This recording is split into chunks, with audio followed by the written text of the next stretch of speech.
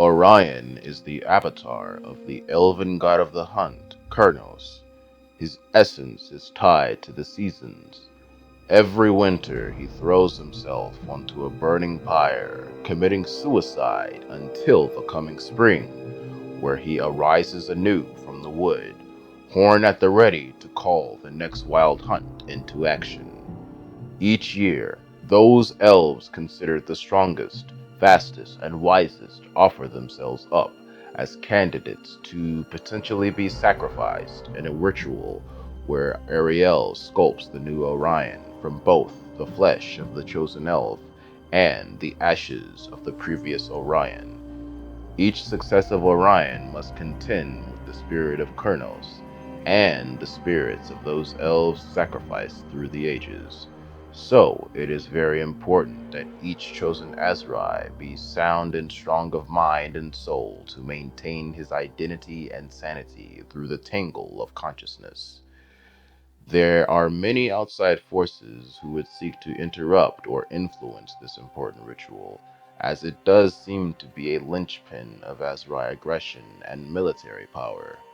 Many lords and ladies of Athel Loren welcome the ritual as an opportunity to offer up their most competitive political rivals as the new avatar, killing two birds with one swift silver shard, as this not only eliminates the competition from the politics of the court, but also provides the schemer with additional glory if the next avatar is a relative.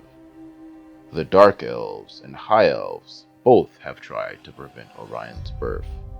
The elven goddess of the hunt, Anathrema, has tried to interfere in the rebirthing ritual to produce a suitor more pleasing to her own sensibilities rather than Ariel's, for she is envious of the divine union. In-game, Orion is a speedy damage dealer that can handle himself in melee combat, but should not be left alone to fight masses of infantry due to his low armor. The only major changes I would make is a moderate boost to speed so that he may keep up with his bodyguards, the Wild Riders, and I would also change his Hounds of Orion ability, which I will detail further on.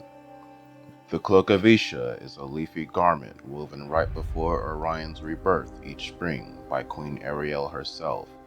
The Queen puts a piece of her essence into the cloak, ensuring wounds are quickly healed. This is implemented in-game by regeneration. The Hawk's Talon is a bow, sung from the rarest withelwood, that only Orion's godly strength is able to draw.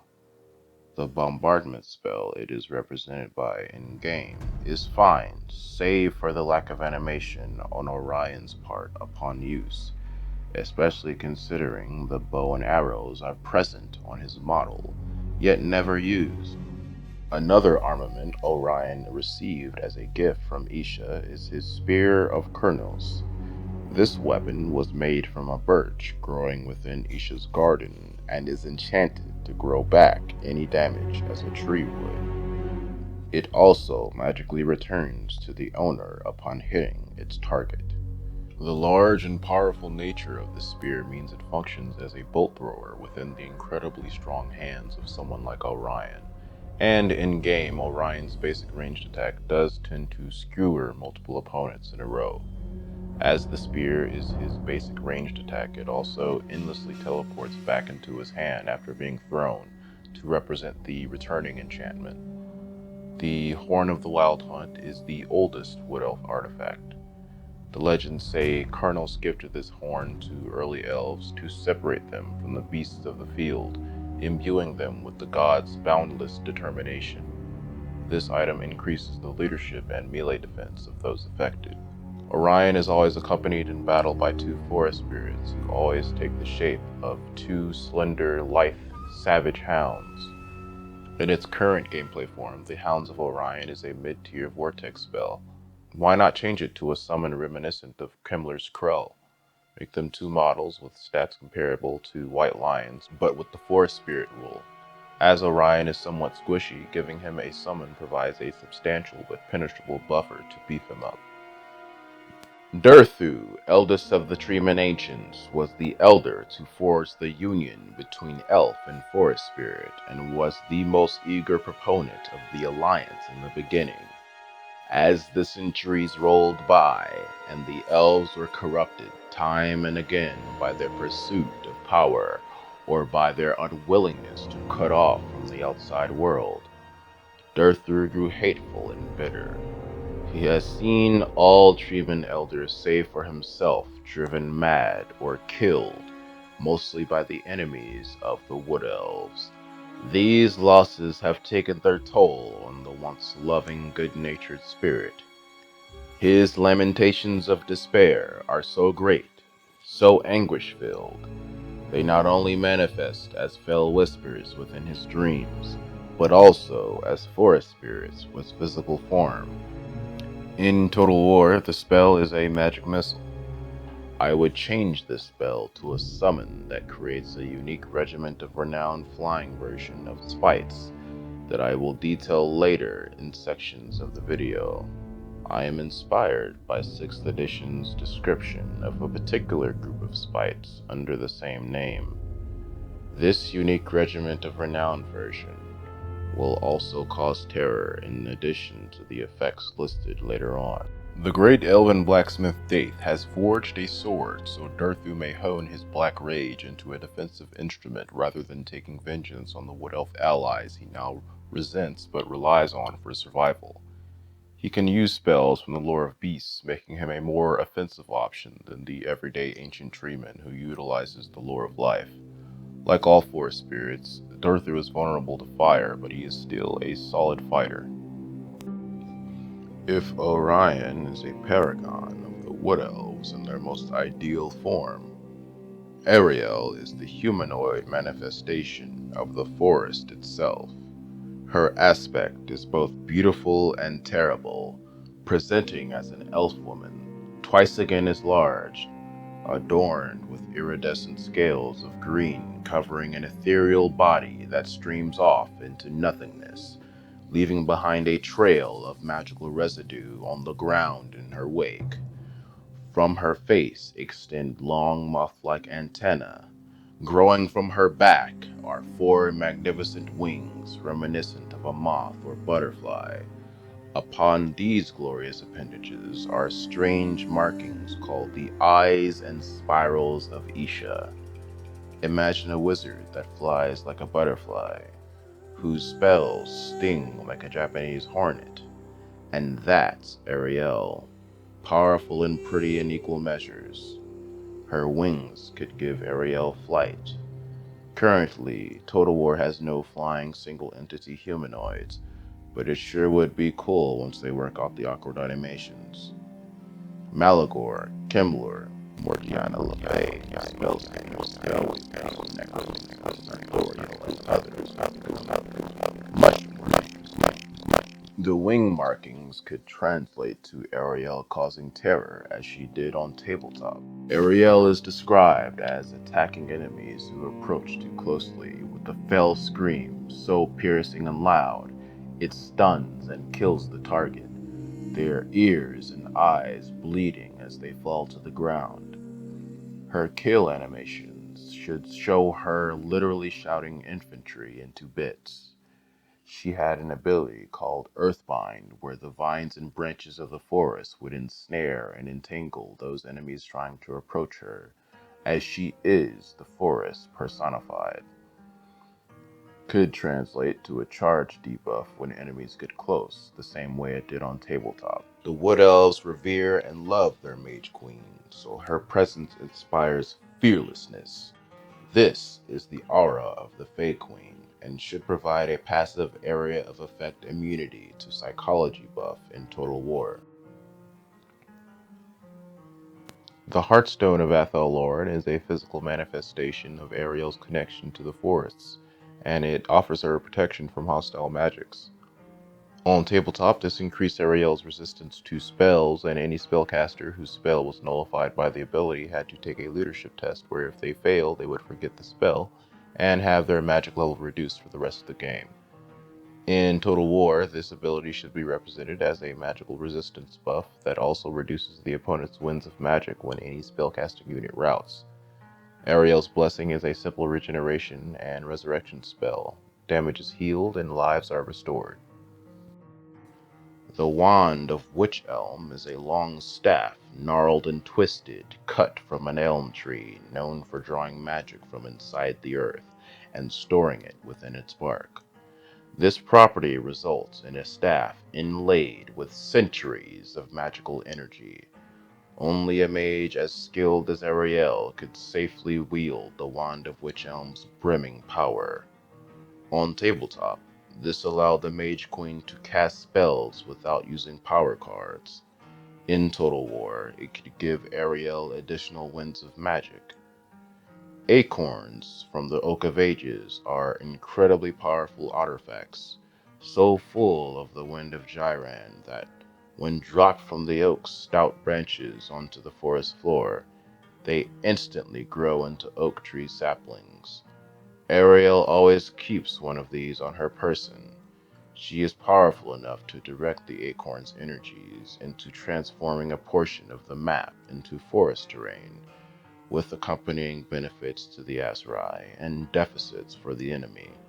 The Dart of Doom is a spine cut from a twig of the Tree of Woe, which once healthily grew in the glade, now permanently corrupted by the blood from when Morgar was first slain. In Total War, this should be a moderately damaging projectile spell that increases fatigue to represent the energy-draining properties of the dart. Ariel frequently carries an acorn cup of berry wine, an invigorating concoction brewed from the harvest of magical berry trees.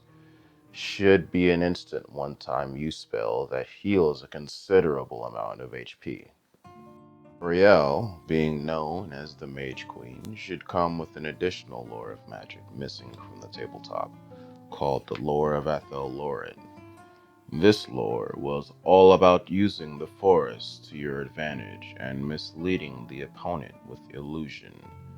The first spell, named Tree Singing, is a reference to the method by which wood elves mold flora into shelter. On tabletop, this allowed you to move around forest terrain, and any enemies caught within that movement were damaged from the violent growing and shifting of so many large trees. In Total War, I could see this spell as giving the ability to transform into forest terrain any areas adjacent to pre-existing forest terrain, representing the ASRAI expanding the boundaries of the targeted forest in question. This implementation keeps the spirit of the original spell, while not requiring the animation of something so absurd as a block of forest moving and leaving behind a space where there is no longer forest, making the terrain look like a scuffed hairline. Fury of the Forest is an area of effect spell where thorny branches and roots sprout out from the ground to attack and grab nearby enemies. The spell grows stronger when used on forest terrain. Hidden Path grants the target the ability to pass freely to and from the spirit world. Units with this buff should ignore terrain penalties and gain a significant amount of physical resistance for the duration. The Twilight Host is a powerful buffing illusion which creates ghostly figures that shadow the target. In-game, the target of this spell should receive the Fear rule, and those already with the Fear rule should gain Terror. Units with the Terror rule might gain a melee defense bonus to represent their terrible visage, becoming even more fearful, making it harder for attackers to focus on how to land hits. The Call of the Hunt imbues the target with the savagery and tenacity of Kurnos, translating to a simple melee attack buff in Total War. Near the end of her story, Ariel shifted focus from the internal workings of Athel Loren to seeking out other entities similar to herself and Orion, as she believed that protecting these beings was crucial to the integrity of the weave. This fluff could be implemented as a campaign mechanic where Ariel seeks out other godly incarnations, such as the Lady of the Lake, Mazda Mundi, Alarauhio, or Karl Franz, receiving bonuses to spellcasting and spellcaster and forest spirit recruitment for ensuring alliances with these entities or preventing their factions from being destroyed. Conversely, Ariel could seek out entities to destroy what she considers threats to the weave, such as Morgur, most obviously, but also Nagash, Archaon, or Lord Skrull. Finally, Ariel should also have access to all of the 8 standard lores of magic, plus the elf-exclusive ones, if we are going to limit the lore she has access to for balancing purposes. Then I would at least give her high, dark, death, and life to represent her duality within the fluff. Erloth the Bold was a coward who found courage one day after falling off his horse on a hunt.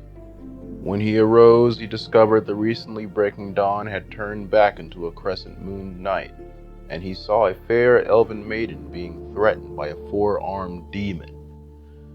Erloth and his hunting hawk Scairn ambushed the beast, the elf spearing the demon through the flank as the hawk ripped out its eyes.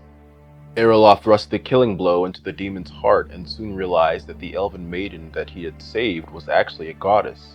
He and the goddess walked through the forest for some time, and to Erloth were revealed many prophecies and secrets about the trials and challenges to come. Suddenly, Erloth woke, and he saw that it was dawn again, and that he had just fallen unconscious from his horse, as confirmed by the friends who he was hunting with. Later, Erloth was appointed champion by Ariel following his defeat of Morgur the Corruptor.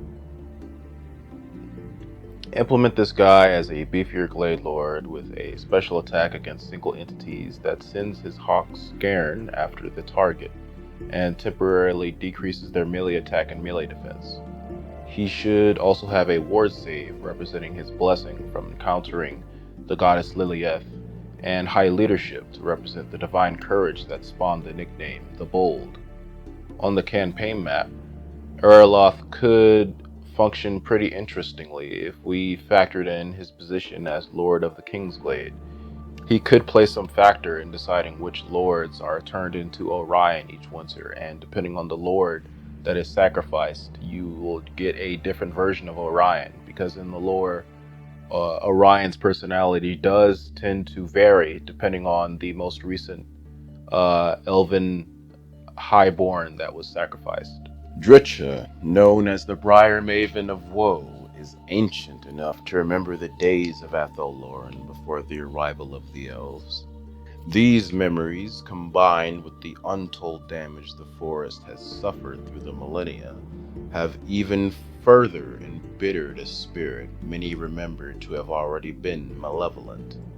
So ingrained is Dryad's hatred that the only words her tongue forms are those needed to recite the unending mantra consisting of the names of every single forest spirit the Elven Alliance has failed to keep alive.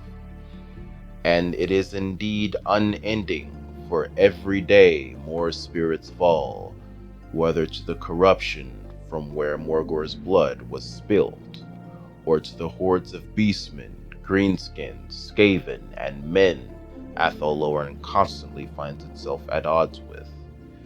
Dryad's reputation has grown more ominous in recent times as she has taken up with the imprisoned elder Coadil.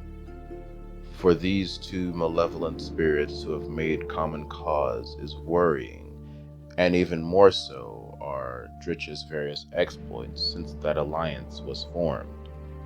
Artifacts from various factions stolen, leaving behind tales of bloodthirsty tree creatures and lightning-fast raids. Who knows what the Dryad and her Dark Treeman master have planned? Dryad's fanatical resolve can be represented by giving her a gradual increase in attack the more damage she receives. Unlike her Branchwaith sisters, who have access to spells from the lore of both light and shadow magic, Dryad only casts spells from the lore of Shadow, but she can cast more of these spells in exchange, is how I would balance it in Total War. Naistra and Arahan, the twins who act as Ariel's representatives, appearing shortly after the Mage Queen's self-imposed exile, are named Naistra and Arahan, also known as the Sisters of Twilight. Rumors fly wildly regarding their origins. Some stories say they are the result of an elven maiden's soul split in two by the unpredictable magic of Athel Loren. Others claim that Naistra represents the even-tempered, merciful side of Ariel's essence, while Arahan is the savage, vindictive side made manifest. Still, other rumors state that the twins are simply the daughters of Ariel. Regardless of origin, the Sisters of Twilight are respected and beloved champions of Athel Loren. Naistra is the more reserved of the two. She has dark hair and values caution and wisdom, seeing battle as simply a means to an end. She is the cool-headed one and represents winter.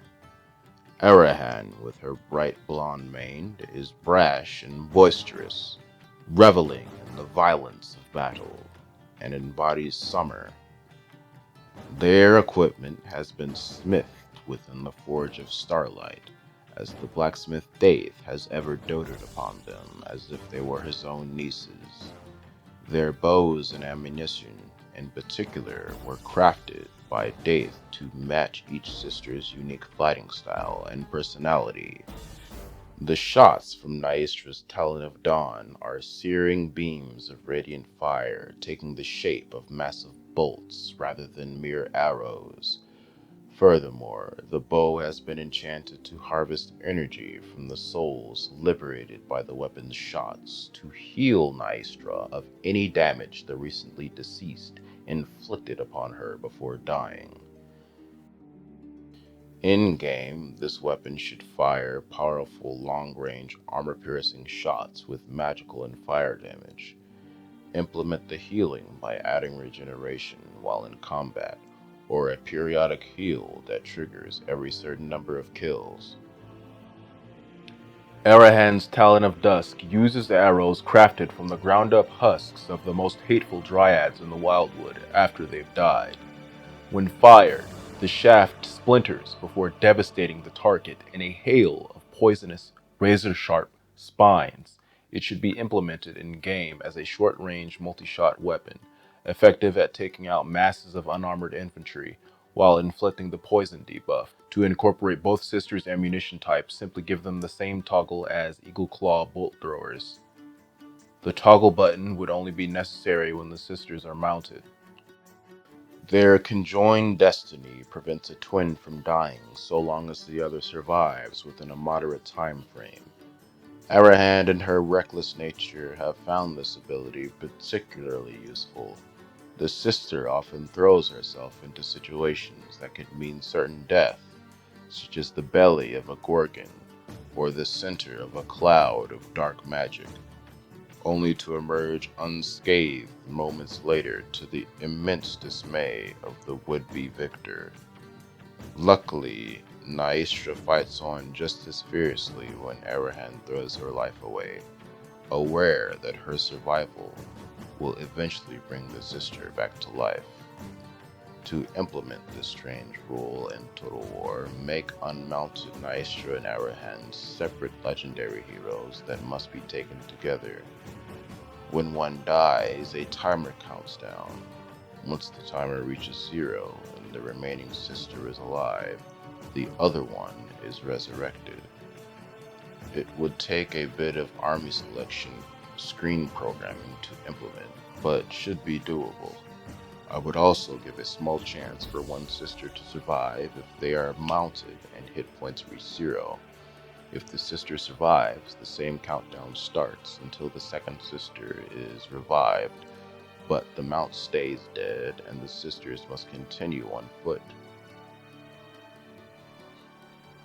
Caethin Har and Gwyndolor are the sisters Forest Dragon and Great Eagle Mounts, respectively. Caethin Har takes after Arahan, being incredibly reckless for the usually pensive Forest Dragon species.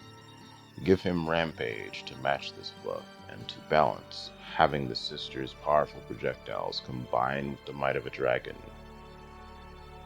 Talon, King of the Ingles, is Gwyndolor's ancestor, and so the descendant is closer in demeanor to Naistra's calm wisdom. Gwyndolor always knows precisely which flight paths will give the sisters' arrows the most lethal trajectories. I would implement this by eliminating any accuracy penalties while mounted on Gwyndolor.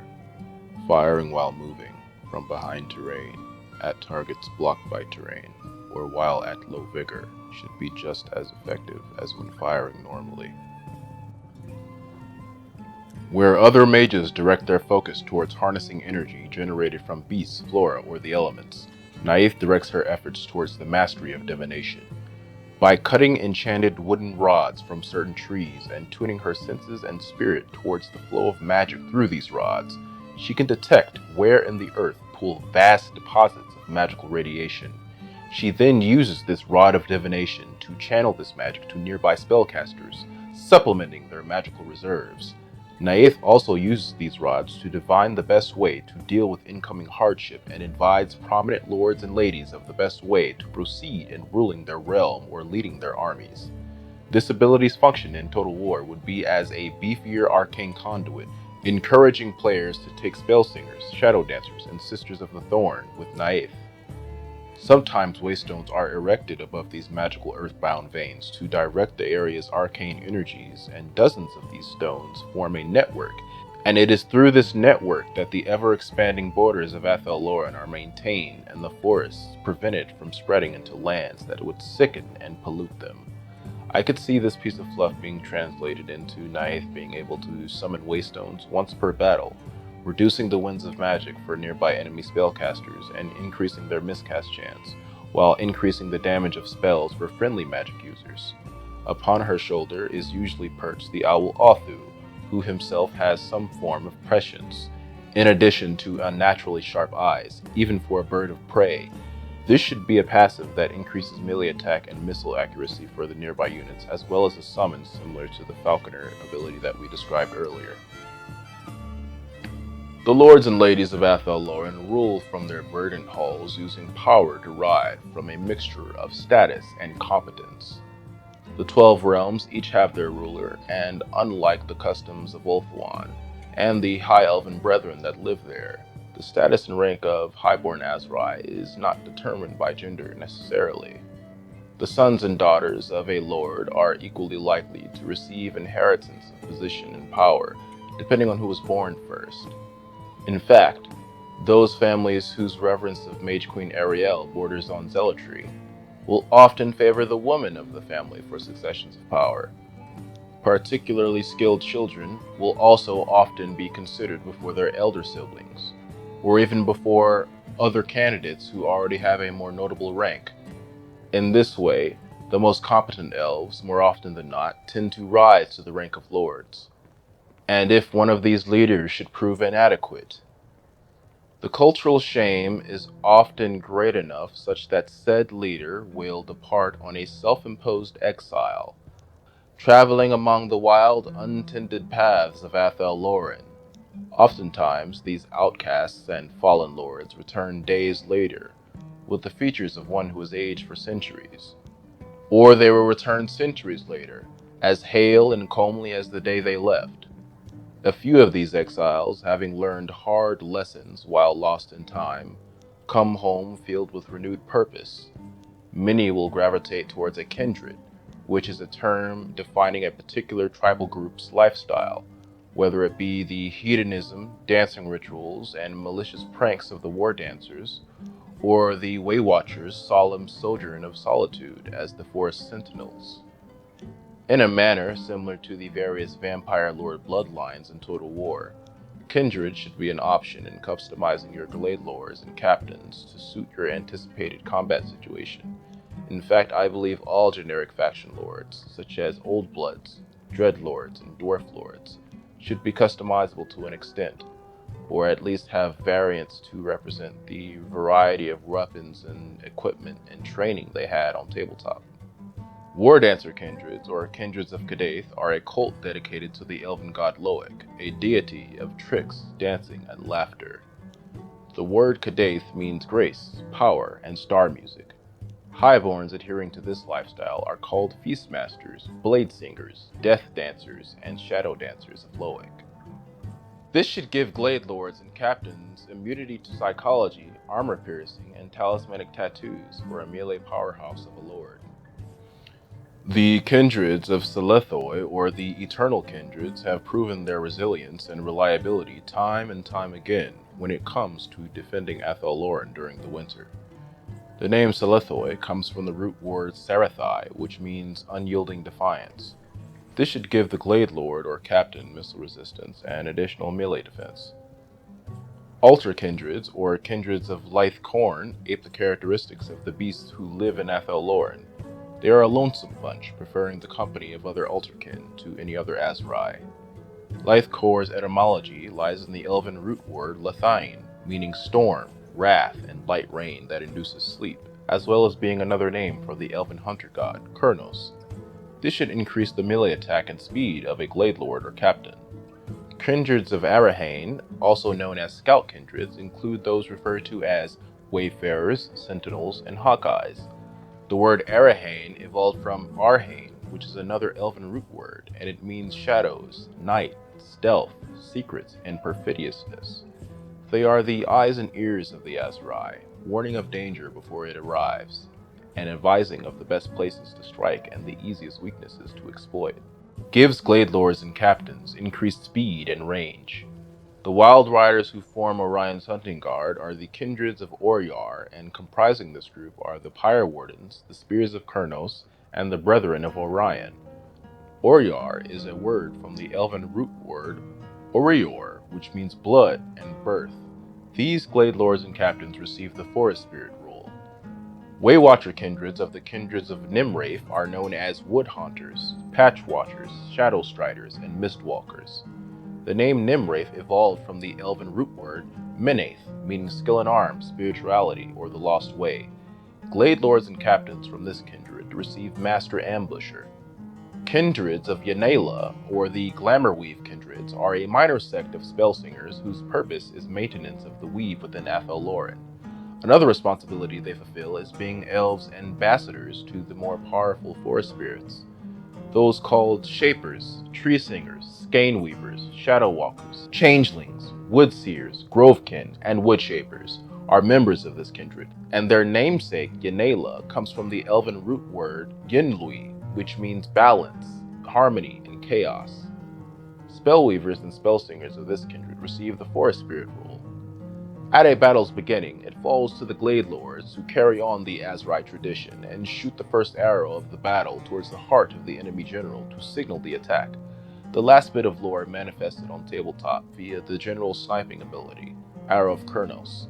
In Total War, it is a generic magic missile. Despite being generic leadership, Glade Lords came with an ASRAI longbow as a standard, emphasizing how important archery is to this faction.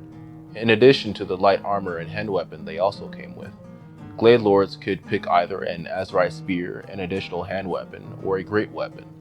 Shields were also an option, as well as the various ASRAI longbow ammunition types discussed earlier. This variety of weapon options have been distilled down into two gender-based variants of Glade Lord in Total War.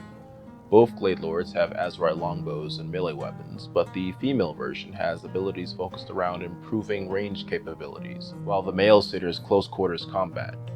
Helm of Discord in particular synergizes with the male's penchant for melee fighting by nuking the stats of nearby opponents. Use this ability on a dragon, supported by Wild Riders, and you have a devastating hit-and-run strike team. The female's Prey of Anathrema immobilizes and lowers the missile resistance of the target. Combined with her already high missile damage, or a group of waiting Ray Watchers, makes for an excellent Lord Sniper. Glade Lords on tabletop could mount Elven Steeds, Great Stags, Great Eagles, or Forest Dragons. The only mount missing from 8th edition army lists are great stags, which will be explored in greater detail later, but they would provide a cheap, beefy option for Glade Lords to lead from the front more effectively. Mortal cultures are unable to accurately represent, with their petty, primitive numbers and mathematics, the vast expanses of time within the life of an ancient tree man. When the treaty between elves and spirits was first debated, these creatures were already revered as old spirits beyond memory. The waking world becomes ever more bland for them. As the millennia fly by, like leaves in the wind, ancients prefer to wander their own dreams, influencing the spirits of the forest from this magical netherrealm. The Dryads attend to their needs in this dormant state. Should the rare circumstance arrive that the ancient need be roused, their enemies need be wary not only of sentient wooden strength, but a mastery of life magics few will ever match within even several dozen lifetimes. Essentially, a one-to-one representation from tabletop, the ancient tree man combines the tankiness of a standard tree man with the utility and healing of the Lord of Life. This Lord is definitely capable in most situations of holding a front line alongside some eternal guard. As with all forest spirits, however, this thick healer boy is vulnerable to fire attacks. Elves have a great affinity for magic. Many will use rituals to prevent this affinity from becoming a burden, but the spellweavers and spellsingers of the ASRAI avoid this by merging their souls with the sentient forests of Athel Loren. Wood Elf spellweavers are always the diplomats sent to treat with the leaders of other factions. Many Bretonnian tales have arisen of ghostly companies gliding across the plains during the night as a result of the enchantments the mages place on these diplomatic convoys to quicken travel and hide their presence by taking shortcuts through the spirit world. The Wood Elves are the only race able to use both high and dark magic, being unburdened by the lofty morality of the High Elves, and untainted by the sadistic ambitions of the Dark Elves. After Ariel's encounter with dark magic, more and more spellweavers of each generation were able to use the lore. It is fortunate that none so far have also succumbed to the madness as the Mage Queen did. In battle, Dark Weavers and High Weavers always work together. Few can surpass the levels of sublime devastation that can be wrought by a skilled Dark Weaver, and fewer still can be relied upon to reel in such power if need be, which is a High Weaver's primary duty when paired in this fashion. Nothing to say really, mechanics-wise, besides actually adding them into the game. However, I would like to talk about Transformation of Kadan. It would be cool if, instead of the summon that's currently in game, they used the transformation mechanic they added with Malice Darkblade and gave each faction with access to Transformation of Kadan unique spells, kind of like the same way they're doing with replacing the Manticore with the Great Eagle for the new Wood Elf content, except they actually transform into it. This is primarily how I could see the White Heart being implemented, which is an extremely rare and more powerful form of Great Stags. I could see White Hearts as huge monstrous beasts the size of griffins with an immense charge bonus. Perhaps the rarity of the creatures and the fact that the Wood Elves see them as representatives of the forest itself could translate to an area of effect Unbreakable buff, representing nearby elves being inspired by its presence to fight on longer and harder. Given the Wood Elves' penchant for both light and dark deeds and flavor, I would give them a mixture of noble and foul beasts as other transformation options, including forest dragons, great eagles, hydras, manticores, and unicorns. When the ASRAI prepare for conflicts they know will be pitched battles, bards are often brought along to boost morale with their magically laced tunes. This sect of Wood Elf spellcasters are unique from spellsingers and weavers insofar as they channel the winds of magic through song, a technique by which wood elves are able to sing trees into shapes that provide shelter and equipment, rather than cutting them down for timber. In the midst of battle, their song of soothing eases the stress their kin suffer from the horrors of war, providing immunity to fear and terror. The bard's war song bolsters the courage of nearby troops, increasing leadership. The Song of Woes fills the hearts of elves with hatred by reminding them of the injustices the ASRAI have suffered in times long past, and I would implement this buff as an armor-piercing increase. In general, the bard should have constant toggleable area of effect buffs and weak melee stats. The most ancient of dryads are branch wraiths. These creatures were primarily responsible for tending the forests before the coming of the elves, and their malevolence is primarily responsible for Durthu feeling the need to pass on their duties to the elves. This history earns the elves resentment from branch wraiths, who would have their former positions of prominence restored. The only difference between Tabletop and Total War for this unit is that in Total War, branch wraiths can take lores of Shadow and Life, whereas on Tabletop, it was only Life. In battle, their utility spells are great at bolstering other frontline units. The only thing to say about Spell Singers is to add the rest of the lores, including Dark and High Magic. Waystalkers are consumed by the lifestyle of hunting prey. They are a quiet and lonesome lot, incredibly skilled at archery.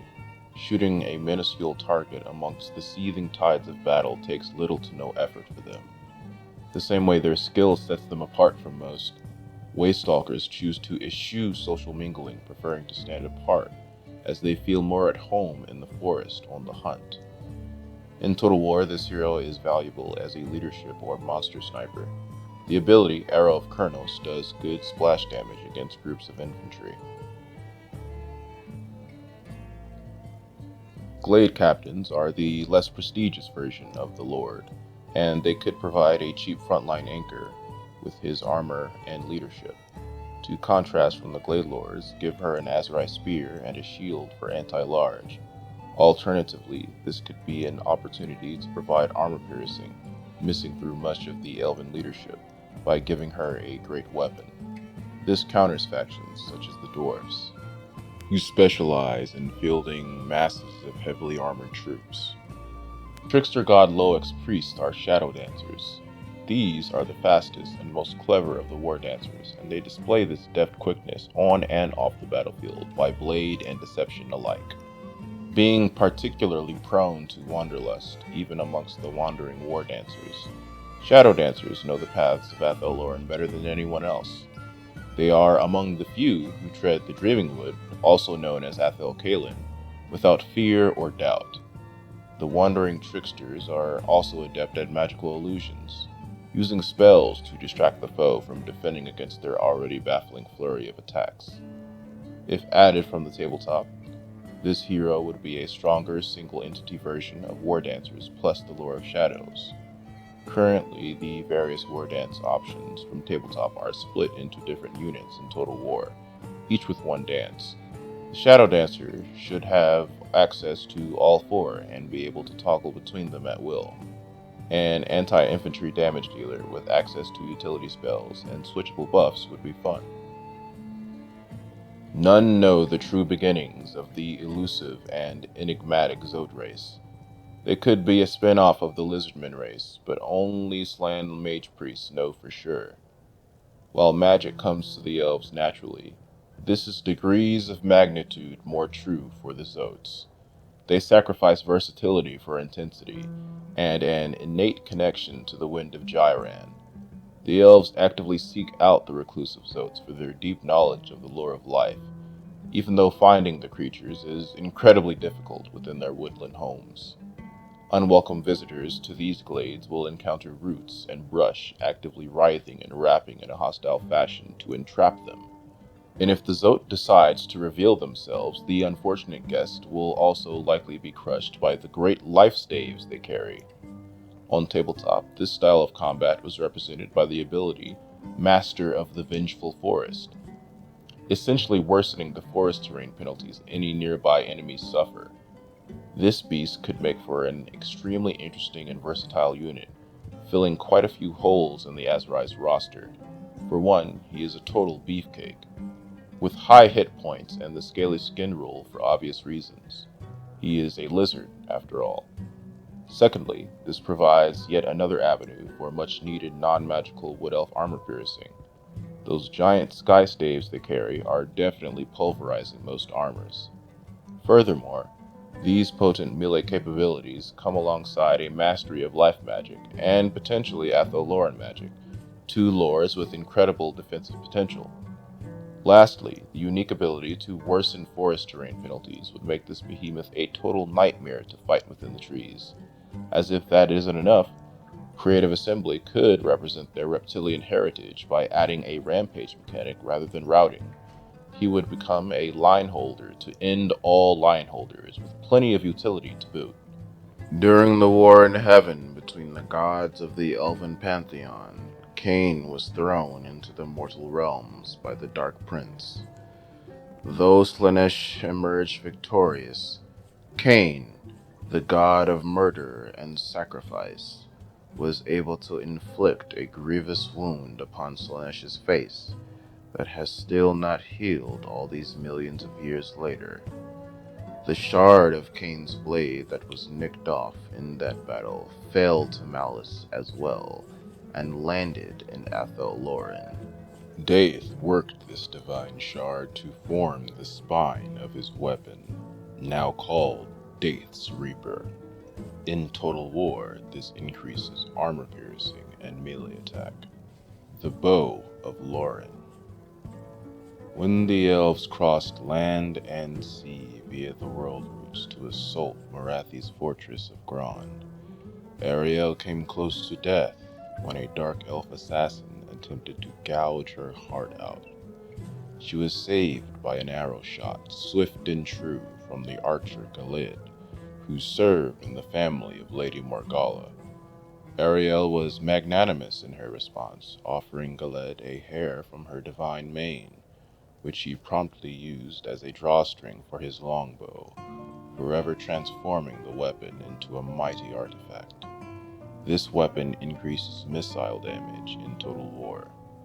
It is said that at the height of Athel Loren's glory, before the days of the Wood Elves, when only spirit and beast made their homes within the forests, that the world roots not only stretched to every forest on the planet, but even those woods that exist in the realms beyond the material plane. Indeed, much has been lost since those times, and the pathways to most of the forest in this realm alone have been closed. But the moonstones of the hidden ways are the means by which the ASRAI may begin to reopen these pathways. These artifacts were gifted to the Wood Elves by Adanhu when the First Great Council was convened. This essentially granted teleportation on the tabletop. In Total War, if a one-time use teleportation ability to and from forest terrain only cannot be implemented, I would just make this a huge speed boost. Hail of Doom arrows split mid-flight like shrapnel. Each shard then independently seeks out flesh to sink itself into. While the ASRAI consider the use of the weapon in hunting game to be poor sport, they take no issue in using such brutal ammunition against outsiders stupid enough to trespass on Athel Loren's borders. Adds armor piercing. Gwithral, Lord of the Nine Crags, is a famous figure in ASRAI folklore, existing somewhere between the actual history recorded by the war dancers in their ritualistic rhythmic twirls and leaps, and the drunken tales filled with embellishment told at feasts. According to the legends, the goddess of prophecy, Lilith herself, summoned Gwithral to traverse the Dreaming Wood, and in preparation for such a dangerous demon-haunted trek, he traveled the 12 realms of Athel Loren in search of artifacts to aid in his journey. It is said that in each realm, Gwithral performed a great deed in service of the ruling lord or lady. He killed the beast lord Brokar. He permanently redirected the flow of the Brilliant River. At his quest's end, Gwithrall entered the Dreaming Wood carrying a small armory's worth of treasure, but despite these powerful artifacts, he was not heard from for generations. The Helm of the Hunt is the only item to have returned from Gwithrall's journey. In Total War, this item increases armor, charge bonus, and reload time. Kalangor's staff is sung from special branches that do not age, and its wood is brimming with a part of the energy that comprises the living gestalt of Athel Loren. Wielders of this item are greatly in tune with the hopes and fears of the trees who have stood by through countless millennia, and can use this connection to request the forest's help in the form of moving the trees themselves or having them accost nearby enemies. I would make this item reduce the wind cost for spells from the lore of Athel Loren, seeing as how it's not in the game yet. The weaver of the banner of the Eternal Queen is Ariel herself, and her life-giving magic is ingrained in every fiber of the fabric. It is a protective banner, warding off even the vilest of sorceries. Wood Elf soldiers claim to be emboldened from Ariel whispering to them while fighting beneath this banner. Increases leadership and adds ward save in Total War. Compared to Ariel's banner, the banner of the Hunter King is a ragged and worn cloth, vibrating with energy from Orion's adoration of the forest. Soldiers beneath this banner feel an increase in fervor to close distances with potential prey as quickly as their feet or steeds will carry them. They become eager to earn Kurnos' blessing. Increases charge bonus and melee attacks in Total War. Had Vanguard deployment on tabletop. On to Great Stags.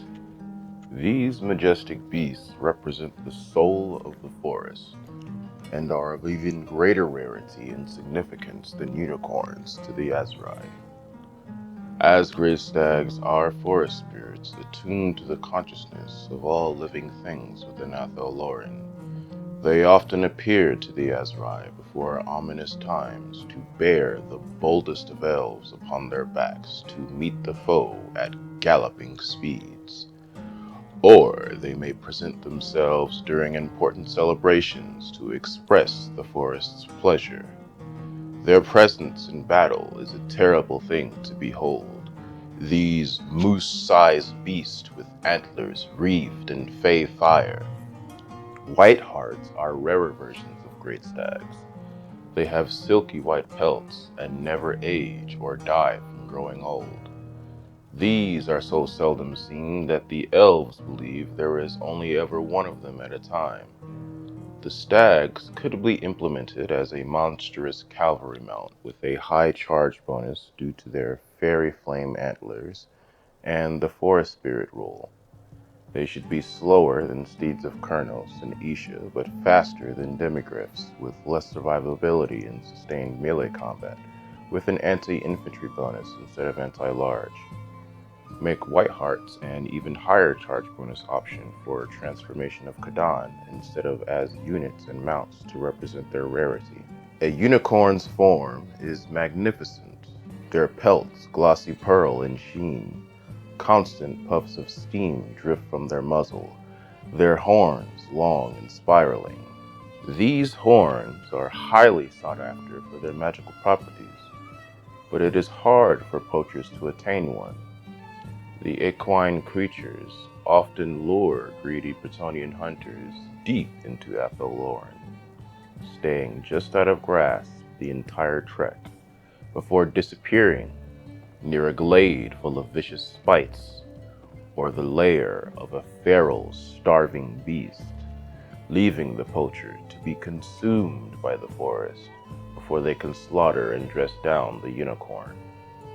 Wild unicorns are spirits of the forest and are happy to use their fellow magical fauna to their advantage. Their self-absorbed nature prevents them from feeling anything but pity for other forest spirits, for they look down on their fey brethren for not also being unicorns. They are attracted to the feminine energy of elf woman spellcasters who, for their part, do not mind the attention, given the excellent mounts unicorns make for mages. Unicorn horns are magic resistant, and that resistance is shared with their rider. The impressive horn also makes their charge particularly devastating. All a creative assembly has to do is increase the charge bonus of the one already in the game and add on magic resistance before adding it to the ASRAI roster for a more dynamic and lore-friendly unit. The word Kelpie is used once within a single sentence in a throwaway line describing the forest spirits imprisoned in the winter realm of Adelwith. For some reason, its mention has stuck with me as a potential mount option for magic users. I say a mount for spellweavers and spellsingers only because it is a forest spirit, and in the mythology it comes from, they are rare and savage beasts of magic. Therefore, it would probably take a magical expert to tame it. Scottish mythology states that these are black horse-like creatures that dwell near water and eat people, so its implementation could be an anti-infantry version of the elven steed with the forest spirit and aquatic traits. Could be a simple fluffy option to make your spellcasters more mobile. During the cold of Athel Loren's winters, the forest and its spirits become lethargic or enter slumber. The defense of the woods falls to the high-born women and men appointed to the Eternal Guard during these colder climes. They are trained to fight without the aid of shifting paths and allied spirits. The discipline instilled during training allows these soldiers to fight as a unit within a phalanx, forming what they call a wall of bows. Spear points flashing in and out from multiple ranks in unison. There is also a strong sense of loyalty and determination amongst the Eternal Guard. Their mentality puts the group before the self, and they will remain in unfavorable situations if it means saving more lives. These honorable traits are also fitting for the tradition of ritual combat highborn houses use to settle disputes. Representatives of each house's Eternal Guard will fight to resolve differences between families rather than inter-family full-blown warfare. Whatever the outcome, these soldiers are always grateful to have aided in reducing bloodshed. Such is the stalwart reliability and self-sacrifice of the Eternal Guard. Not happening anytime soon, but formation animations when bracing would be amazing for spearmen units such as these. Seeing their lines of bristling spears and glittering armor form up to meet charges from large beasts would be quite pleasing to the eyes. Other than that, Creative Assembly did a good job making them more elite than the spearmen of the other elven races, which is reminiscent of their tabletop stats and lore. War dancers are expressions of the trickster god Loec's love for dance and revelry. These intimate communities of wanderers lead elves in their celebrations, although the submissiveness is out of a sense of fear and ignorance rather than respect. War dancers are unpredictable to most fellow ASRAI, as their actions are one continuous narrative, seamlessly flowing from one movement or intention to the next, without pause or hesitation. The dances they perform tell a more accurate history than any formal records written down, and are thus the primary form of record-keeping in Athel Loren. Fearing it would be a hindrance to their sacred dances.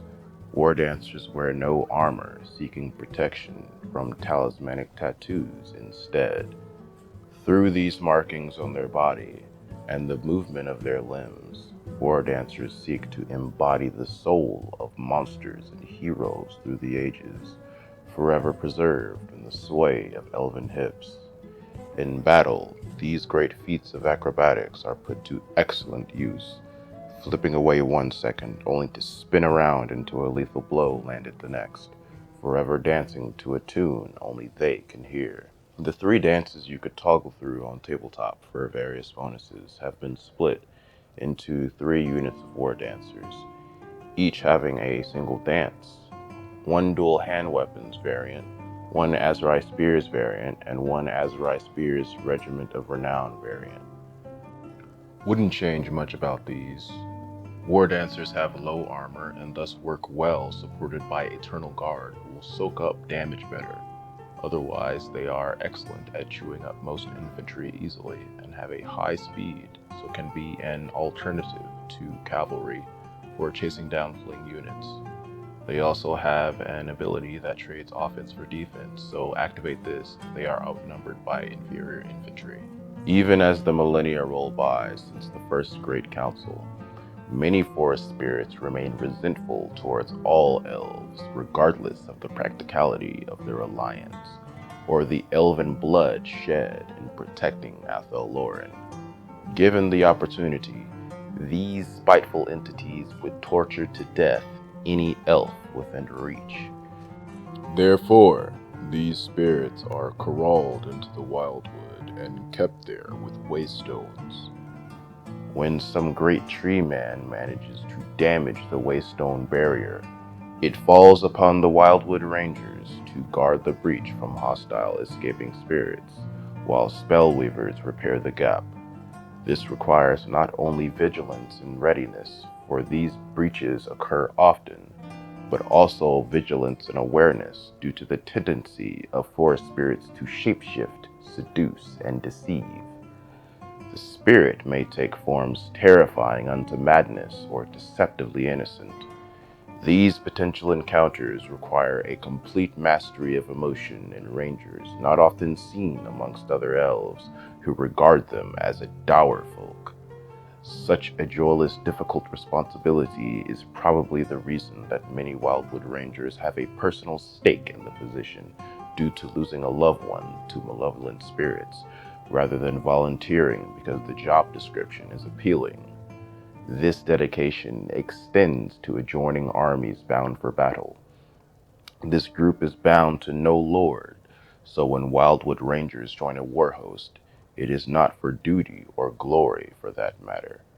It is because they believe a lost forest spirit hides amongst the enemy, and they will slaughter the poor fools the spirit deceived if they prove a hindrance in reaching the target. To represent their stoicism in the face of horror and treachery, Tabletop had a rule called Guardian of the Wildwood that gave them an attack bonus against creatures that caused fear or terror. In Total War, this ability is a simple anti-large bonus while in forest terrain. I believe the bonus should be constant. Otherwise, they are a niche unit that can be effective against some heavily armed opponents. The greatest elven smith in the world is Daith, and he rules over Torgavin, the Forge of Starlight, as its lord.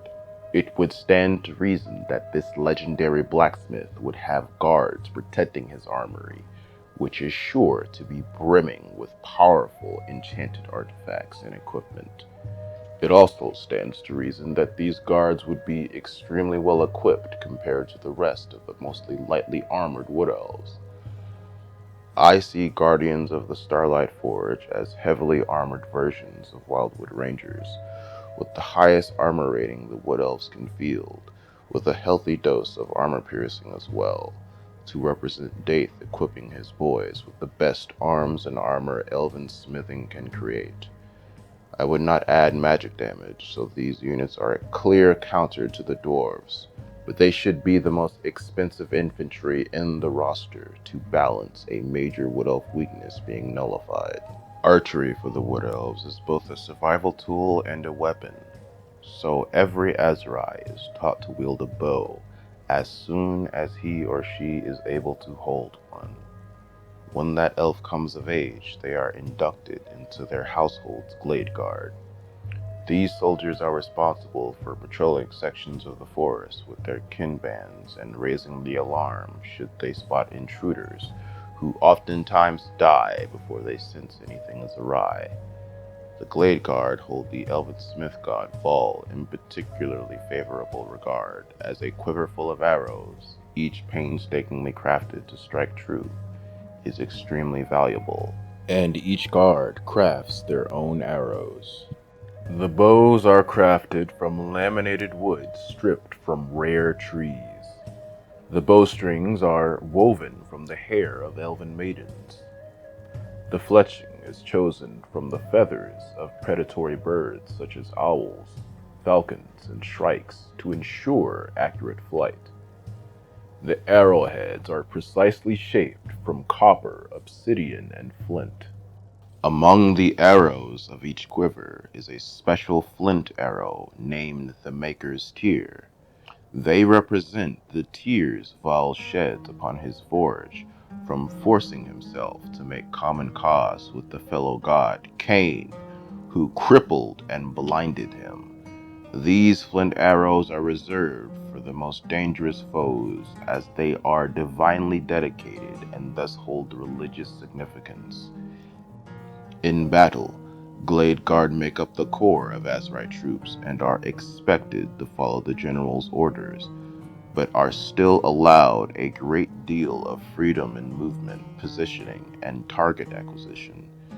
This makes for confusing battle lines to outside observers as various Kith bands independently advance and retreat to and fro, but the army is no less deadly.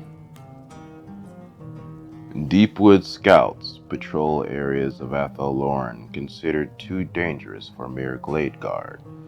They accomplish this by stealth. These dangerous areas are filled with bloodthirsty predators and creatures to whom which the soul of an elf is a bright, burning beacon of energy. So, in response, Deepwood scouts have made themselves masters of being invisible. In armies, they assassinate generals, sabotage artillery lines, and shadow the movements of armies, feeding information back to their own forces. In Total War, Deepwood scouts can fire whilst moving and hidden, and can stay hidden amongst any terrain. Combine this with their vanguard deployment, and few units can claim a stealthier playstyle. Way Watchers guard the paths leading into Athel Loren and the borders of the forest's edges. Those Deepwood scouts who find themselves more at home deep within the forest than under tree-sung halls with kin sometimes choose this path. The Way Watchers must immerse their lifestyles in subterfuge, survival, and marksmanship. It is not uncommon for a Way Watcher to depart, alone and unbidden, into the depth of the wood for years on end. They may find an ideal spot to scope out their prey, and will often remain there, prone, crouched, or otherwise hidden, for weeks on end, immobile, waiting for the perfect moment to strike out at their target. In regards to marksmanship, Way Watchers can fire off rapid clusters of arrows in quick succession, fooling their targets into believing they are under fire from a line of archers, rather than a solitary scout. Way Watchers can also draw their ASRAI longbows back for a single accurate armor-piercing shot aimed at a single enemy's weak spot. On military campaigns, Way Watchers form small roaming bands of rear guards, scouts, spies, and foragers. In these roles, they are incredibly effective at covert operations, such as disrupting supply lines, ambushing patrols, assassinating officers. They are the first and last defense and offense against intruders. This important responsibility rests in able hands. To survive alone on the borders and outskirts of Athel Loren requires incredible skill. In Total War, I would give Way Watchers the ability to reduce armor piercing, while increasing rate of fire to fully implement their buff. Even by the standards of the ASRAI, Ghost Riders are a strange and standoffish lot, even compared to Waystalkers. They roam the old world, leaving behind the confines of Athel Loren, to search and destroy chaos-related threats to the natural world. They effortlessly travel unseen over mountains and through forests, preferring a nomadic lifestyle dedicated to hunting the agents of ruinous powers. So ingrained is their inclination to live in the forest Ghost Riders will often make homes in the tops of trees, similar to nests, rather than normal camps that other explorers would make. From these perches, they can easily snipe incoming threats and survey a wider perspective of the surrounding land. I would make these extremely elite, on the same level as the aspiring champions from the Warriors of Chaos, but archers. Low in number, high armor piercing, sniping, stalking, vanguard deployment, high melee stats. The ultimate Mega Turbo Ultra Ultimate Wood Elf Commandos. Give them arrows that have a chance of resetting ability cooldowns to represent their anti-chaos specialization. Also add an ability to nested trees to increase range and ammunition, and grant immunity to melee damage, but also renders the unit immobile. This ability would be a reference to their first appearance in Warhammer Fantasy RPG 2nd Edition. Dryads have unending hatred for anyone they consider a threat to the forest. Their minds are alien to our own. What will not trigger them is often indiscernible. Lost travelers, poachers, marauding greenskins, fugitives, woodsmen, explorers, rampaging beastmen, and even unfortunate wood elves can all find themselves collapsed on the forest floor, torn, broken, bloodied, and lifeless, their corpse soon to be consumed and recycled by the land they intruded upon. This is the fate of those who earn the ire of the Dryads. Sometimes the Dryad will use shapeshifting abilities to disguise itself in a form pleasing to intruders first, before leading their guests deeper within the forest to be manipulated and toyed with until their inevitable end. They appear as wiry, slender figures, but in battle they are as hard as oak and as supple as reeds, hissing and screeching as they dart here and there in reckless pursuit. This queerly sturdy constitution and an aggressive disposition makes for effective flank harassers. In Total War, Dryads are an interesting option for mainline infantry versus Eternal Guard. They are weak versus magic damage, but strong versus mundane damage due to being forest spirits with physical resistance. They can whittle down most infantry effectively due to their own magic damage, but are weak against heavy magic resistant or heavy armor factions like the dwarves. They cause fear and are thus immune to psychology, so they can hold the line, but they aren't the beefiest in the world, so are ideally used with Eternal Guard support. In 4th edition, Dryads could shapeshift into 3 forms, giving various bonuses depending on the tree aspect. In Total War, there should be 3 variant units added. The first should be the birch aspect, giving the Dryads white bark and yellow leaves. Their wooden talons grow even longer and sharper. Their hatred becomes even more bitter and vindictive. This form increases melee attack, or perhaps adds significant amounts of armor piercing. I could also see Frenzy being added, given this form apparently increases the spite Dryads already naturally have. Oak aspect Dryads are broad and sturdy of limb and abdomen, causing normally damaging blows to glance off their tough exterior. They also have brown or green skin and hair full of acorns and oak leaves. These are more resilient to damage, granting extra armor or higher physical resistance. Willow Dryads have long, weepy hair and greenish skin.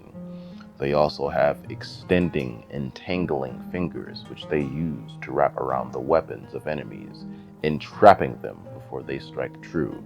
These should have a melee debuff activated upon engagement with the enemy in melee combat.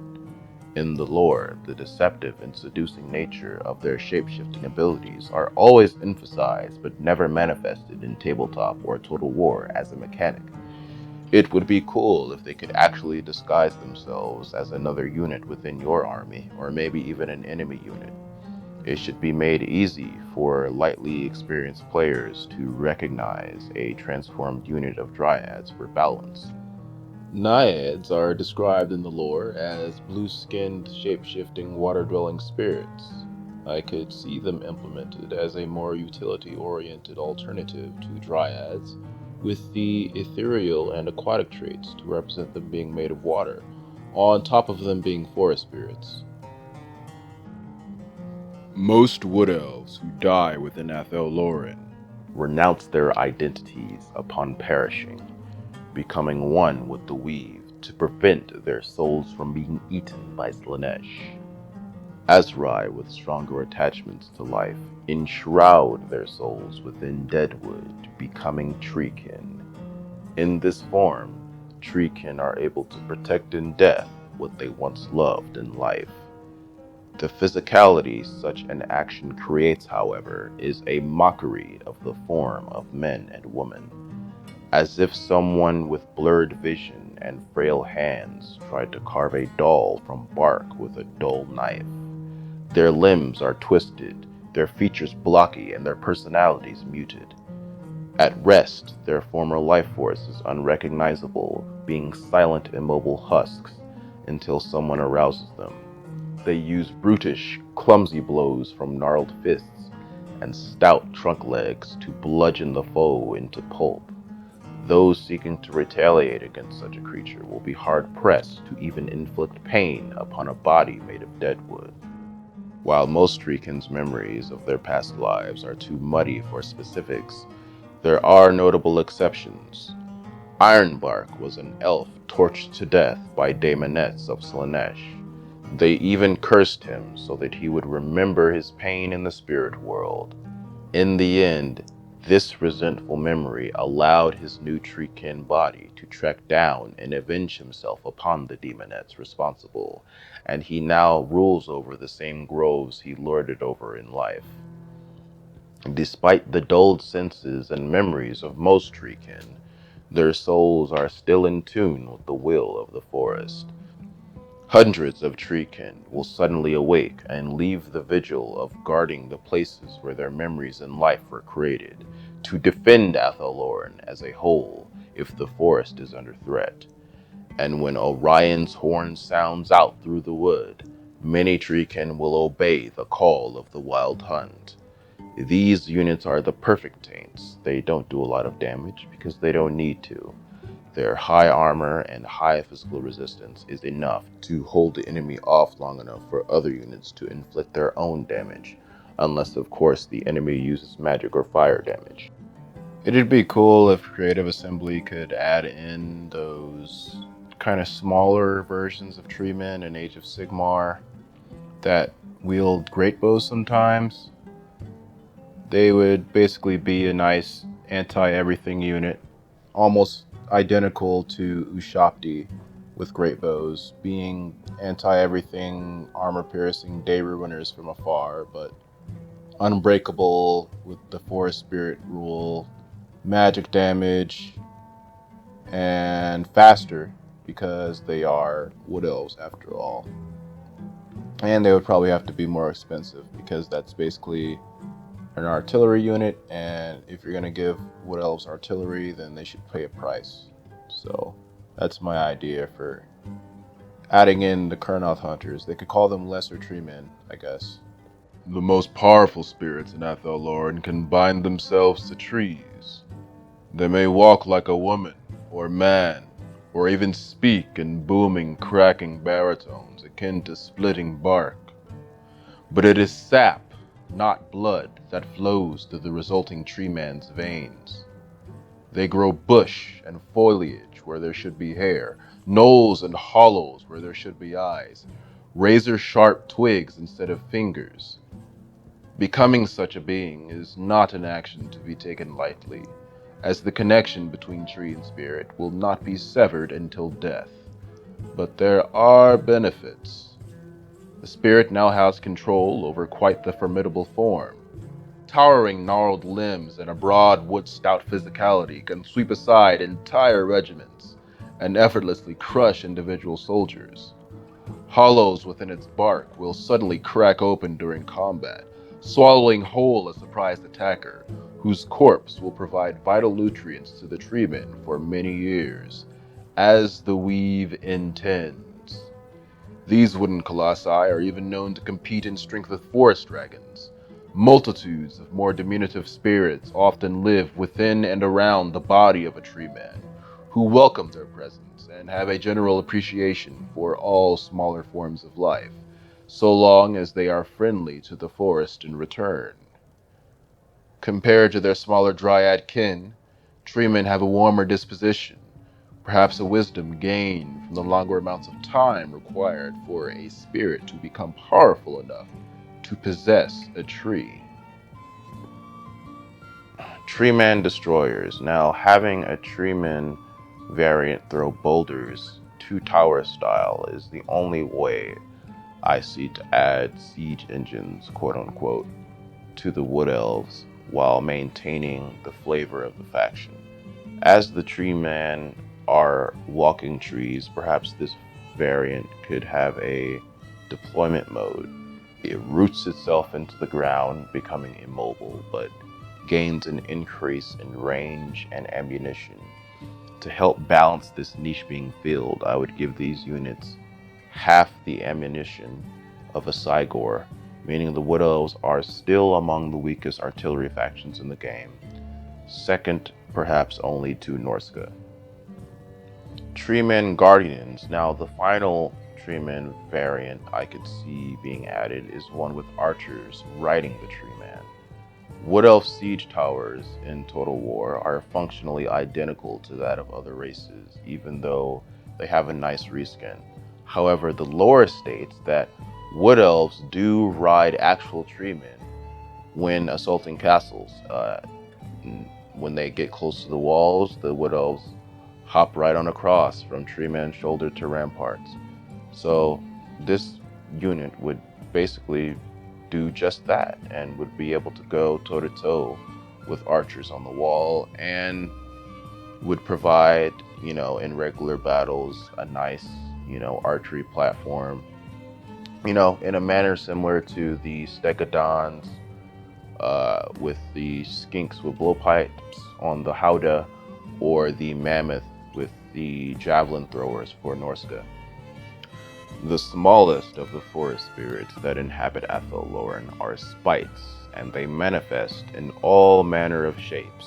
They may appear as swarms of tiny flying homunculi, borne aloft on insectoid wings, impish creatures crawling on all fours, small fairy knights riding owls and stick bugs, or withered diminutive crones cloaked with eyes glowing. Their dispositions are as diverse as their chosen appearances, for many spites are just as likely to point you in the right direction as lead you into an inescapable mire. In battle, spites pepper foes with rocks or tiny arrows. They may shoot poisonous thorns, magical flames, or emit blinding flashes of light. These spirits can be found all throughout Athel Loren's forests, and the elves often appease them by leaving out small baubles to prevent future theft of real treasures or food. 6th edition is where I'm drawing this lore from, and in those books, spites were treated as magical items. A blight of terrors will hide within the nooks and crannies of a treeman's bark, waiting for likely intruding marks to come near its slumbering host. Once the target approaches, the terrorists take great joy in taking on their most fearsome forms and exploding out from their hiding place, terrorizing the mark, causing them to either flee in a panic or even die of shock, much to the delight of the terrors. And this would basically be a magical item that adds terror to the equipped character. And they would also probably, animation wise, have a little, dark moat floating around them, uh, just as a visual representation. Befuddlements of mischiefs alternate in appearance between wandering luminescent orbs and bite-sized versions of elves with big bug eyes and frayed wings. The mischiefs are fond of lulling visiting outsiders into dozing off in dangerous areas of Athel Loren, where full functioning faculties are required to survive. These could be a one-time use magic item that stuns the target for a length of time shorter than that of a net, just to balance things out. Murders of spites are all thorny appendages, cutting talons, pointed teeth, and piercing weapons. They may mask these razor-sharp forms under a more aesthetically pleasing and seemingly harmless illusion. But when the enemy draws near, disguise or no, they will swarm out, inflicting the mark with 100 wounds and a flurry of poisoned and enchanted strikes. I see murders as being the basic bitch base form, land-bound, goblin-sized, faster, weaker, and more numerous version of dryads, but with poison. There could also be a ranged variant as well, or the regular version could have a ranged attack as a default, but have melee as its focus, just to represent that, you know, they shoot out spines and needles and stuff like that, and they're also liable to cut you up with their talons or whatever. A muster of malevolence employs special darts and arrows the size of needles to snipe intruders entering Athel Loren. Called elf shot by the Bretonnians, these projectiles are coated in a toxin that causes either a prolonged agonizing death or a centuries-long nightmare-filled coma. This should grant short-ranged poisonous projectiles with a moderately long cooldown and a wide cone to equipped characters. Annoyances of netlings are arachnoidal spirits. They furtively crawl all over the visage of their host, and when that home is attacked, the netlings trap the weapon in magical webbing. This is simple, just lower the melee attack of any enemy attacking the equipped character. The spites within a resplendence of luminescence leave behind a trail of magical residue as they flit and skirt from perch to perch.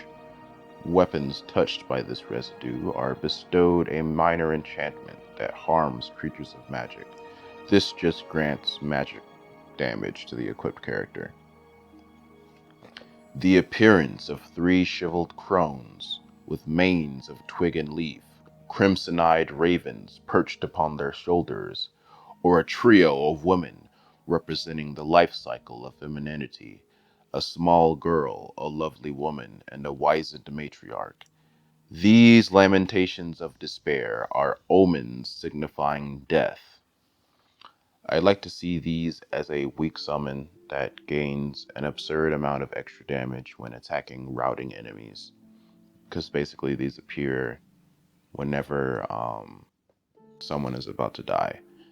And I would also give a stronger version of this to Durthu as a summon, because as it is now, Lamentations of Despair is like a basic magic missile type spell. So yeah.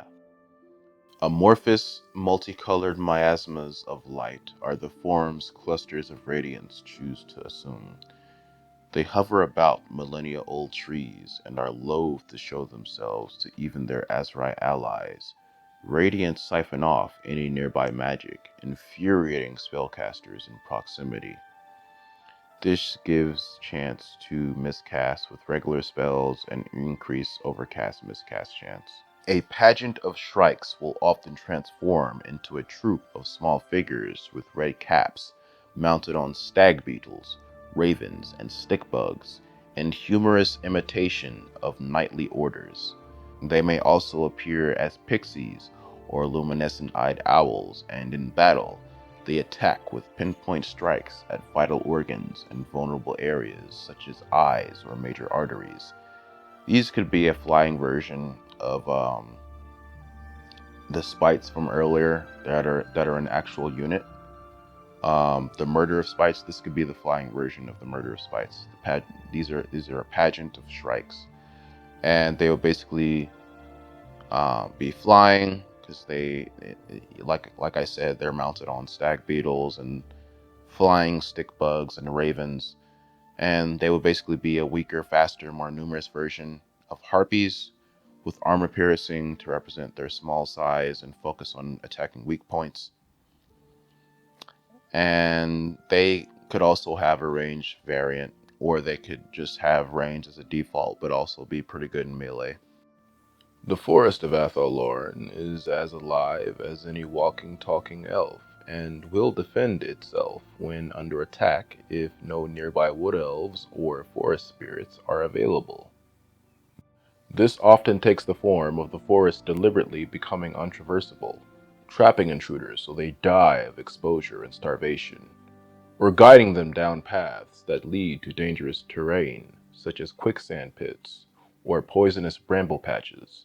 But sometimes the sentient gestalt will corral forest hosts to confront the threat.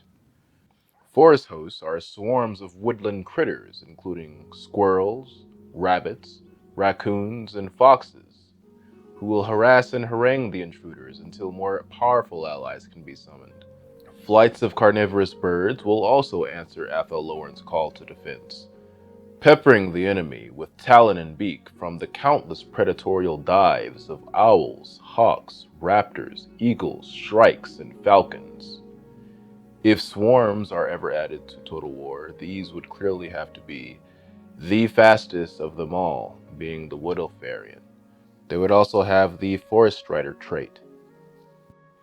The heavily forested terrain of Athel Loren necessitates all Glade Riders do their riding exceedingly well. They must avoid the hindrances of trees, branches, and roots while galloping at high speeds and checking enemy cavalrymen. This skill is attained through deep connections with the steeds rather than strict regimens of training.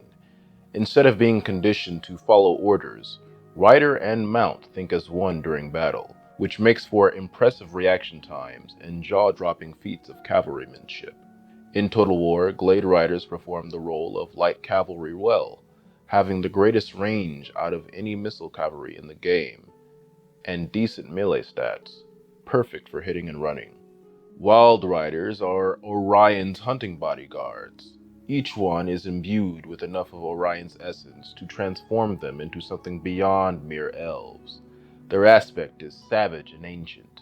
They carry crude iron weapons and armor themselves in little more than talismanic tattoos and the animal pelts of past hunts. In the winter, they stand guard, wordless and immobile, at the King's Glade, awaiting Orion's awakening come the spring and the advent of the next wild hunt. Otherwise, wild riders do not stir unless they are challenged, and most elves avoid talking to them. So alien and distant have they become. And this avoidance is also out of a sense of respect for the elf who has dedicated his life and identity to serving Orion. During the wild hunt, they follow Orion's mad charge towards prey upon tireless steeds of Kurnos. In Total War, these are a high charge bonus light cavalry. I would give them the Forest Spirit rule, since they are supposed to be aspects of Kurnos. Where the Wild Riders of Kurnos are stoic, loyal, and determined, the Sisters of the Thorn embody grace, subtlety, and magical prowess. Their origins are unknown, and bards tell conflicting stories of lost covens of dark elves or lost aspects of Isha. The sisters allow these stories to run rampant, for the obscurity suits their own mysterious purposes. They use their knowledge and skill readily to help those who ask, but always with a twisted price, for they wish not to go against the balance of nature. Even though they may use their magic to bring your friend back to life, another friend will die in exchange, and not one of your choosing. In addition to magical affinity, sisters have mastery of poisons, and concoct any number of substances to boil your blood or scramble your mind, but they prefer the more personal feel of their daggers and spears, buried in enemy flesh. On tabletop, and in Total War, sisters have poisoned attacks and 2 bound spells. Shield of Thorns and Curse of Anraher gives them an extreme amount of utility in the hands of a skilled player. Centaurs are nomadic creatures who enjoy hunting, herding, and music. They also have a talent for oration and singing, using their melodic, complex language, in sharp contrast to the clumsy, sodden centaurs of the Cloven Runs.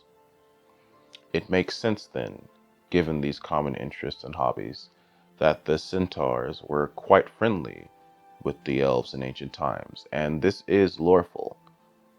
This information is actually coming from 2nd edition. In fact, the art that you're seeing on screen right now is from a 2nd edition rulebook. And this is why I'm putting them here as a potential unit, whether by creative assembly or modders, that could be added to Wood Elf armies in Total War. Also, in Age of Sigmar, with one of the spin-off model series, I think for like Warcry or something like that, they have added basically centaur models for a Wild Hunt line of models, basically. And I'll put that up on screen so you can see what I'm talking about. But yeah, I mean, these are part of the Sylvan F, which is Age of Sigmar's continuation of the Wood Elves, basically. So whether you look into the past or the future, centaurs are a part of the Wood Elf lore. So there you go. Compared to the Glade Riders, the centaurs would have a greater melee attack and defense, a higher charge bonus, and more weapon strength to represent their attacks being more fluid, from it being a single creature making the lunges and swings, rather than a horse and elf having to coordinate. This fills the role of a melee-focused light cavalry, but in exchange, centaurs should be slower to represent their greater size, being 10 feet tall from hoof to forehead. Lower leadership to represent the lack of discipline due to them being wild half-beasts instead of cavalry soldiers, and shorter range for the archer variant to represent elves being more skilled at archery than centaurs. Compared to centaurs, however, they are faster, have a higher charge bonus, and a higher melee attack and defense, representing a more graceful, less drunk, and less clumsy nature relative to their beastmen counterparts. But in exchange, they would have less health, less leadership, less weapon strength, and no armor piercing for the ranged variant, representing them having an easier lifestyle than the cloven ones, and can tolerate less pain due to being sober and not benefiting from drunken strength, and no armor piercing due to having arrows instead of throwing axes. With the release of the upcoming Wood Elf DLC, we will be receiving Great Stag Knights. These are probably going to be a unit version of the fast, high charge bonus Forest Spirit Monstrous Cavalry mount we spoke of earlier, with, I would guess, a higher speed and charge bonus than a comparable unit like Demigryph Knights, but with less armor and melee defense. I would guess they have a anti-infantry bonus rather than an anti-large bonus. The foothills, crags, and ravines east of the Grey Mountains harbor falcons, shrikes, hawks, and raptors that grow to a size magnitudes larger than similar species elsewhere in the world. Whether it be due to magic or environmental adaptation, the elves take advantage of this size by using these birds as mounts. The elven halls in this area are built into the spires on top of which the creatures nest. Thus are friendships struck between elf and hawk easily and often. The elves raise those they wish to mount from fledglings, creating bonds similar to that of glade riders. Hawk riders make excellent scouts, and from the skies the enemy is easy to spot and snipe with arrows. The bonds between elf and great eagle are even older than the bonds between elf and forest spirit, and the ASRAI maintain these bonds in Athel Loren. Compared to their smaller warhawk brethren, great eagles are longer lived, more intelligent, and nobler of spirit. Great eagles actively hate and seek out beings of evil to destroy them, Sometimes these majestic beasts will fly long distances to warn elven councils of what they have seen from their high vantage points. On rare occasions, a great eagle will allow a highborn to mount its back in times of desperation if the elf is worthy of such a privilege. Such an event marks the start of a lifelong bond. Deep inside the timeless realms of Athel Loren, within the eastern reaches bordering the Grey Mountains, is a land where pines and evergreens crawl up cliff and crag. The elves dubbed this realm the Chasm Glades, and no one, neither dwarf dragon slayer, nor Bretonnian questing knight, nor elven beastmaster, can reach this place without the aid of flying beasts, airborne engines, or flight enchantments. It is here that a particular species of the majestic dragons, known as forest dragons, have found a way to thrive, even in a densely forested land such as Athel Loren, even as large as they grow. The forest dragons have adapted to their ecosystem by entering deep hibernation during the winter months to ease the burden of prey the forest must provide for such an enormous creature. When they awaken in the spring, they supplement their diet of flesh by using huge saw-ridged teeth to feast upon the branches and roots found in the chasm glades. In addition, instead of breathing fire and potentially doing great damage to Athel Loren, forest dragons spew a soporific gas of emerald hue, which stupefies targets. If a danger presents itself greater than most elves and other spirits can handle, sometimes the sentient forest will awaken a forest dragon to help. Other times, the dragon is awoken by elves seeking a mount for a particularly prestigious glade lord. As far as gameplay mechanics go, I wish Dragon Breath in Total War had unique effects depending on the species of dragon, as was the case on Tabletop. Chaos Dragons had 2 breaths each, with a unique effect to represent their heads being split in 2.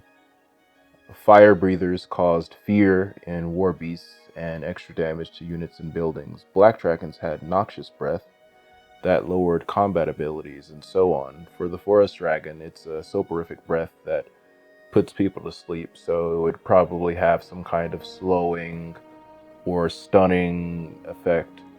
Some kind of snare, but weaker than Net of Amatok, though, but still long-lasting enough to be useful. Beastmasters from 3rd edition could be an interesting unit in providing cheaper fast attack options in the form of beast herds for Wood Elf generals seeking to hunt down enemy artillery and archers. I propose 5 variants, and these will be similar in function to the Dire Hounds of the Vampire Counts or the White Lions of the High Elves. Also, these are all from 3rd edition's rulebook, so they are lore friendly. Bears would be fewer in number, but with more hit points and armor. Boars would have a high charge bonus. Saber-toothed cats aren't from 3rd edition, I believe. I think they have bit cats, but saber-toothed cats are based on a blurb that I read in 8th edition about a named beastmaster called Gruarth. And saber-toothed cats would have armor piercing. Great wolves would be the fastest option and closest to the dire hounds or the chaos hounds of the vampire coast, vampire counts, beastmen, and warriors of chaos. Druids are among the most powerful spirits of Athel Loren. Their power is so great that there are some among their number who have contested Orion's position as consort king, believing he is not strong enough to rule over the forest. They will often force the king in the woods to undergo trials of combat or test his spiritual integrity before allowing him to be reborn in the spring. Each Druid takes on a unique form depending on the aspect of Athel Loren they represent. Amphion is a 4-winged eagle wreathed in flame. Sativus is an amber-eyed white hart of considerable size, standing over 8 feet tall, not including the massive Set of ivory antlers crowning its head. Rack is hooded and sightless, with a writhing mass of pale snakes instead of a body. Zephyr takes the form of a golden-haired youth, with hair adorned in leaves of autumn, and the disposition of a child at play.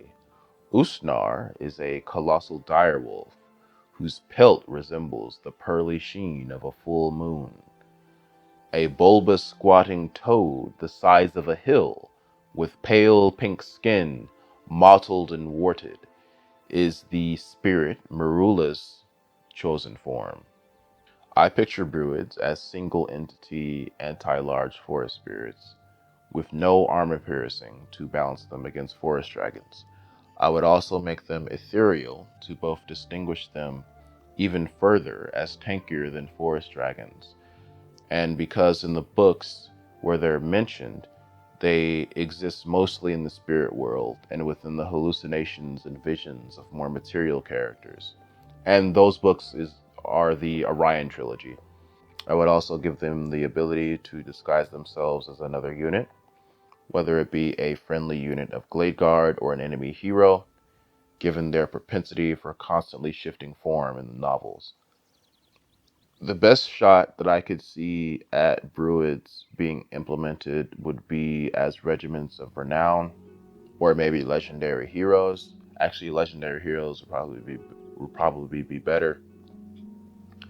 The same way there's the Green Knight, Lord Croak, Gotrek, Felix, and Marcus's like 5 or so hunters.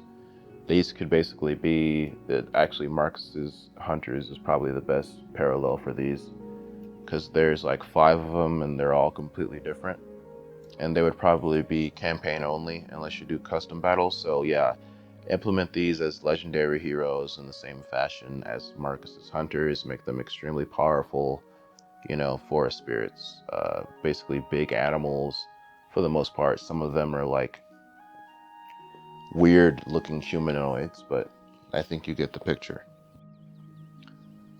Incarnate elementals are manifestations of the 8 standard winds of magic. In tabletop, only fire, beasts, and death were represented before Games Workshop killed the franchise. Some claim the Wood Elves should have the incarnate elemental of beasts as a new unit. I would prefer that to be a Beastman exclusive, as its appearance and disposition fit their faction better. An incarnate elemental of life, however, would be very interesting and make more sense lore-wise. Athel Loren teams with the Wind of Life, Gyran. This is especially true for the Oak of Ages. There are also mentions in the lore of elemental colossi within the Wildwood, bigger than treemen, specifically mentioned as being bigger than treemen, capable of destroying waystones. I would imagine this being some kind of gargantuan entity of rock, wood, and leaf, so full of Gyran that rivers flow down its visage. It might take the shape of a stag, or a turtle, or a humanoid, and I would make its role tanking and support. The treemen of Athel Loren are known to be so massive that the ASRAI use them as siege towers, and swarms of smaller forest spirits live within their bark. Take this a step further for the incarnate elemental of life, and give him a spell that summons spites, or perhaps even dryads, given the immensity of the creature. Maybe even a mechanic similar to the Hell Pit Abomination would be appropriate, where a unit is spawned upon its death. Lastly, the aura of Gyran emanating from this elemental could be an area of effect regeneration passive, similar to the Mortis engine, or maybe a ward save or a speed boost AoE passive as well, representing the other buffs from the lore of Gyran. Scarlock's archers were sent on a world-spanning quest to spy on the realms of men and dwarves posing as mercenaries. They are known across the civilized nations as some of the best archers the elves have to offer. From Nagaroth to the Dragon Isles, no marksman troops' volleys are more accurate. I would implement these as Glade Guard with higher accuracy and Vanguard deployment.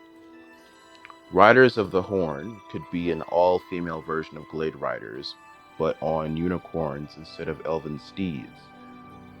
Compared to Glade Riders, they should have a higher charge bonus, magic damage, magic resistance, and a boost to the morale of surrounding wood elves who love unicorns for their beauty and spiritual significance.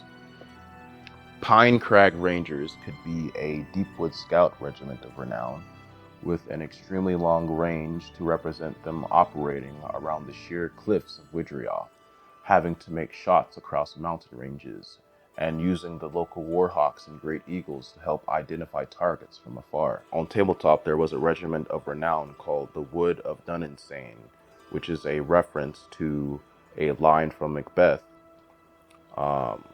And in tabletop, these are basically treemen described as using men as fertilizer in revenge for them cutting the forests down. I envision these as treemen with a Venus flytrap aesthetic to represent their carnivorous nature in the lore, and I would give them regeneration so long as they stay in combat to represent them using human bodies as fertilizer, and as a callback to how treemen will entrap attackers within the hollows in their bark to digest them for years. I call this next regiment of renown the Wildkin. Those dryads who follow Drycha are a deranged and deluded lot. Some simply love causing pain to others, reveling in the sight, smell, and taste of spilt blood, and the sound of agonizing screams. Others have just been deceived, believing their actions are what must needs be done for the good of the forest. There are those that have been corrupted by the taint of chaos during the first coming, or from Morgar's blood, when he first fell in the part of Athel Loren, now known as the Glade of Woe. Regardless of the cause, they are a fearsome lot to face on the fields of battle. I would make this a Dryad unit with more units than normal Dryads to represent Drycha's influence, and I would give them the ability to select a magic item to take into battle, as Drycha is known to steal artifacts from around the world. I would also give them the Terror rule to represent their sadistic disposition.